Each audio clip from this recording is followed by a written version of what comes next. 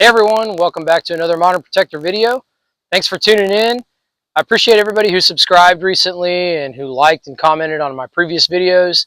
I think over the full time that this channel has been alive, we've gotten about 8,500 views on the 11 or 12 videos that I've got. And we've got about 125 subscribers.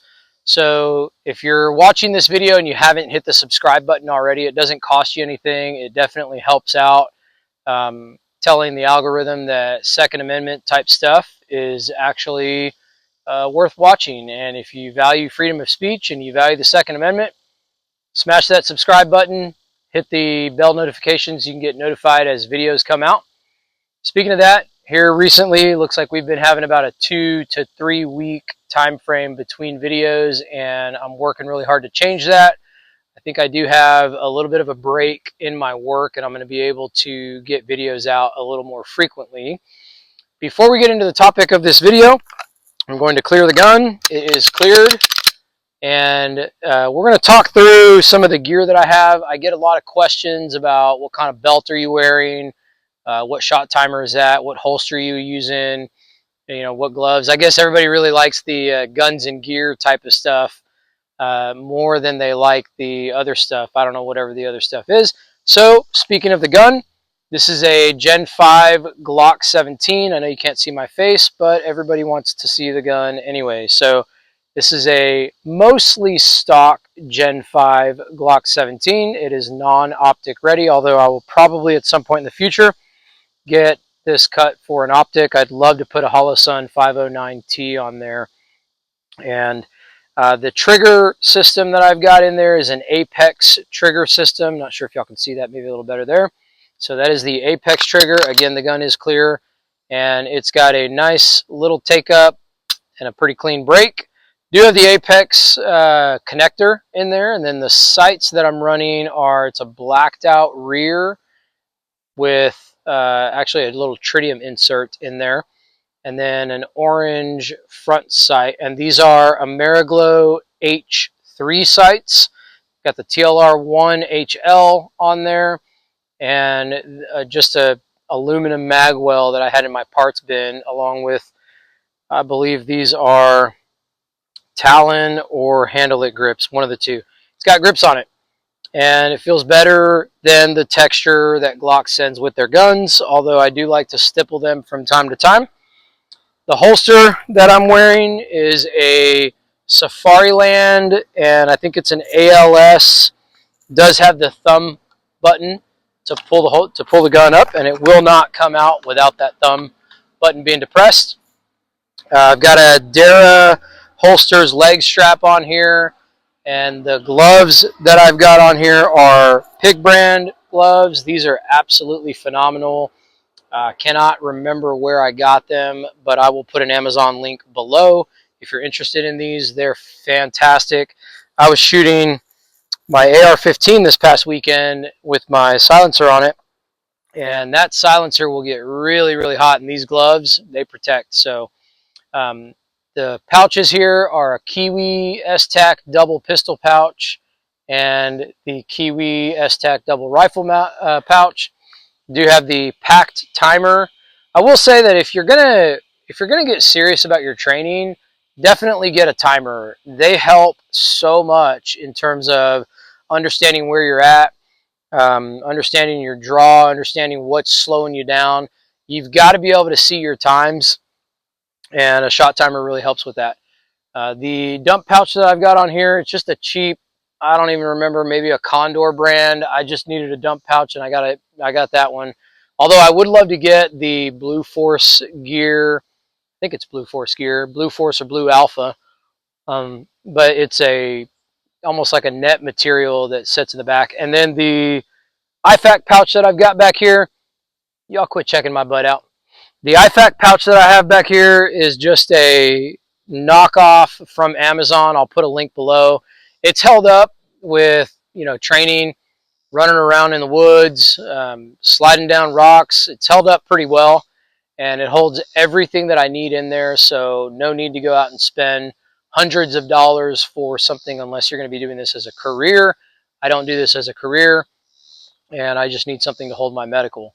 So the belt itself is a Warrior Poet Society, one of their early edition belts. I believe it's also a Blue Alpha or Blue Force, one of the two, although it's multicam, not blue. And I think the holster, it's got the little mid-ride, so I don't like it to drop down real low, and I don't like it to be way too up high, so mid-ride is perfect. Now, getting into the topic of this video, we're going to be going over the first components of what I would consider the fundamentals of pistol shooting. And I'm going to skip past stance. Oh, I'll say something about stance real quick. Stance is not as important as the other fundamentals of shooting, such as grip, trigger press, sight alignment, sight picture, and then understanding some recoil management. But the first one that we're going to talk about here with the stance is you just want to have one foot a little bit behind the other one. I like to say a fighting stance. So if you're going to get into a fight, you want to have a little bit of stability and flexibility, maneuverability, able to go one way or the other way. And when it comes to pistol combatives, if I've got to draw my gun out and maybe I take a couple shots and I need to turn around and sprint, I want to have some maneuverability both in my hips and in my legs. That's also why I try to keep my belt pretty much as slick as I can keep it. You know, again, I'm not doing this for duty. I'm not doing this for work. I'm not doing this as a profession. This is just something that I enjoy doing. I like to teach people. I bring them out here to my range and we shoot. I've got a pistol set up out there, or a pistol target set up out there at about 10 yards, a little 8-inch steel plate. And we'll shoot that with the grip that we're going to talk about. That's going to be the first thing that we're going to talk about today, is the grip. So when you want to establish a good firm grip on your pistol, what I like to tell people is you want to keep in mind your pinky and your thumb, right? So we kind of do this thing, right? And my pinky is going to establish the first point of contact on my gun, as well as a really high web of your hand. So you want that gun to sit high up in the web of the hand. If I could shoot the gun like this, I would, but that would tear a big chunk of meat off, because every time I pull this trigger, that slide cycles back and forth just like that. So you want to keep your hand out of the way of the slide. The way I do that is I keep my thumb way up high, and I actually use this thumb to create pressure this way against the gun, pushing this way, and at the same time, my pinky finger is creating force downward. So I've got a little bit of a downward grip, and then that creates almost like a vice grip in my hand. This finger right here, you also want it to sit high up on the trigger guard. That's also why you see a lot of people will cut their trigger guard here and then again here, so that you've got a spot for your finger to sit and another spot for your support finger to sit. I just haven't done that. I try not to make too many alterations on most of my guns. So that's what we want to do with the primary hand. Now, what do we do with the support hand? Once I've got this gap right here that I need to fill in, what I'm going to do is take the palm of my hand, and just like I'm shaking somebody's hand, I want to create a vise with the gun, closing in that space where my hands are going to actually touch. You can see my hands are touching pretty much everywhere they have a point to. And then I heard the term once called proprioceptive indexing, so that this finger will sit right on top of the knuckle of my primary hand. And what that does is it creates almost like a vice grip, so that if somebody's trying to pull the gun out of my hand, they can't. I've also got a good enough grip on it that if I'm shooting from a retention point, I don't have to change anything on it. I have seen some guys talk about get your other support hand way up high here, and I can see how that would help mitigate recoil. Unfortunately, that kind of hurts my wrist, and I don't want to shoot in a way that's going to cause injury to my own body. So what I do is I get this, and then I also feel like my pinky finger sort of tucks underneath right there. And creates a counterbalance to the pressure that's going this way from my thumb. So I've got a counterbalance with my other hand, and that gives me a really, really locked in grip. This is the same whether you're drawing from concealment, and yes, I do conceal this gun sometimes during the winter. It's just a 17. I had a friend, the guy that came over this past weekend, he actually concealed carries a Glock 34, which that's a little big for me, but I'm a size 30 in the waist, and I don't have a lot of real estate around my waist to carry such a large gun. But a Glock 17 is not much smaller. So when I do carry this gun for the winter, it's in an appendix holster with a backup magazine right here, and it will hide right underneath this t-shirt. Speaking of this t-shirt, this is another one of those 2A Brotherhood t-shirts that was given to me or was won in a raffle or however they did it. I'll drop a link below so you can check them out and try to find some shirts that will fit you. They're pretty cool. They got some really good designs, and I really like the material on them as well. So without further ado, I'm going to shoot 2 or 3 rounds, and we'll talk through the grip, but I'm going to change the camera angle so you can see what my grip is doing as I'm shooting. All right, like I mentioned earlier, I have a 8-inch steel target set up out there at about 10 yards. We're going to go ahead and load the gun, get my ear protection on. These walkers are absolutely incredible whenever you put the little gel cups in there. Speaking of that, if they're on Amazon, I'll put an Amazon link below, because these walkers are way better once you add the gel cups in there. So we're going to load the pistol. We got a hot gun, and what we want to do whenever we're establishing a good grip is I want both of my hands to work simultaneously, and this is working a little bit into the holster draw section, which we'll kind of cover more in a further video. But you can see both of my hands are doing something at the same time, because I don't want to try to do this and then just try to catch up with the gun with my support hand.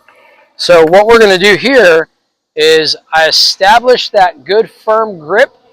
My pinky is touching, the web of my hand is touching, and my thumb is on the button to release the gun from the holster. So as I do that, it all happens in one motion, but you definitely want to take it slow if this is something that's new for you. So I'm doing this, and then I'm bringing the gun straight up out of the holster. So those two together is here, up.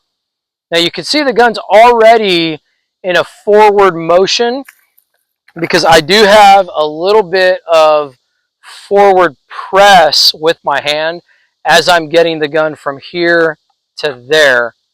And as it clears the holster, I've got my other hand ready to go ahead and marry up with this one with that proprioceptive indexing that we talked about, and then pushing the gun straight out. Now, I'm on a downhill, so my recoil is, the recoil management might be a little bit better, who knows. But what we're going to do is I'm going to take one slow shot, bring the gun up, present, and fire.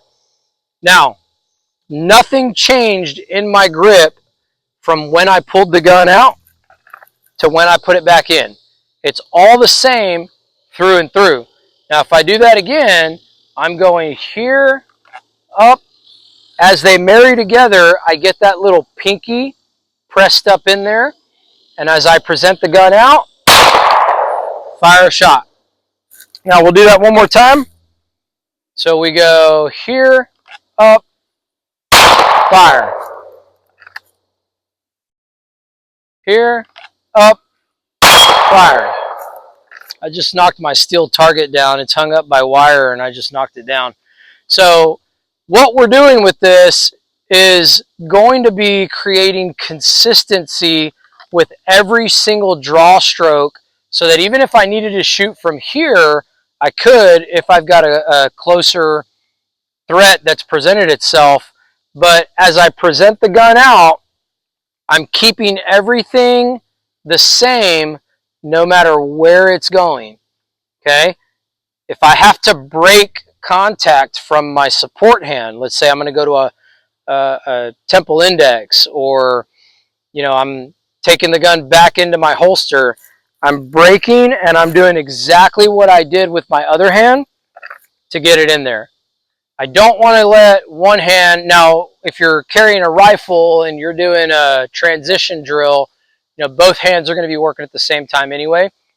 But what we're looking at with this is you've got the gun goes up, it's out, as you present, you fire, and that grip is what allows the recoil. Let me see if you guys can get a closer look at this. I'm going to shoot from here. That grip will allow the recoil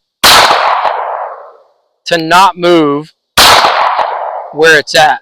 And all I'm doing from there is shooting it just like this into the dirt. And you can see there's nothing moving in the hand. Hopefully this has been helpful for you guys.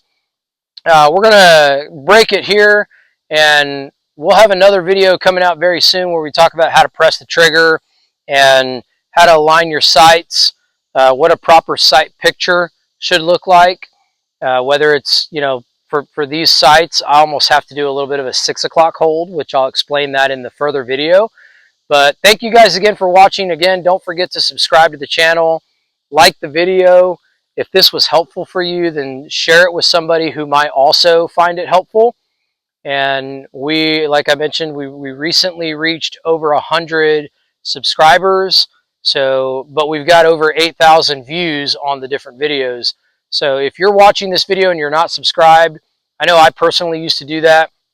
I would subscribe only after I got to where I watched multiple videos. But if I found a video that I liked, I would forget to subscribe to it, and then I would have to be searching for that video. So if this video was helpful, go ahead and like it, subscribe it, hit all the buttons, do all the notifications, and all the good stuff. Again, thanks for watching. Links will be below for the shirt, for the holster, for pretty much anything you can find on Amazon. Links will be below.